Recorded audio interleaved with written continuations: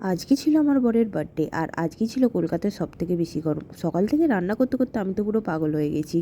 আর আমার বর যেহেতু ভেজিটেরিয়ান, তাই পুরো মেনুটাই ছিল ভেজের ওপরে। আর একটা ছিল ডিমের রেজালা, যেটা আমার বর নিজে বানিয়েছে, কারণ ও নিজের ডিমটা খেতে অল্প ভালোবাসে। আর এরপর আমাদের কেক কাটার রেডি হয়ে গেছি কেক কাটার জন্য। আর এইদিকে আমার ওনাদের মেয়ে খুব রেগে গেছে, কারণ আমার বর ক্যান্ডেলটা বুঝিয়ে দিয়েছে।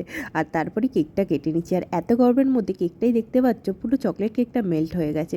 এবার আমি বরের বার্থডে প্লেটটা সাজাচ্ছি। 1 বছর আগে আমি কিন্তু কিছুই জানতাম না। আগের বছর বার্থডেতে আমি কিন্তু তেমন কিছুই ওকে রান্না করে দিতে পারিনি। 1 বছরের মধ্যে এতটা রান্না শিখে গেছি, ভাবলেও আজকে কি আনন্দ পাচ্ছি। আমার আজকে বার্থডে মেনুতে ছিল লুচি, চানা মশলা, পনির ফ্রাই, চিলি পনির, ধোকার তরকারি, চিলি সয়াবিন, রাইস, ডিমের রেজালা আর সিমুই। আমার শ্বশুরবাড়ির নিয়ম অনুসারে বার্থডেতে নাকি পায়েস করতে নেই, তাই আমার শাশুড়ি ওকে আজকে সিমুই করে দিয়েছে। এরপরে সবাই একে একে খেয়ে নিয়েছে, আর সবার লাস্টে আমিও খেয়ে নিলাম।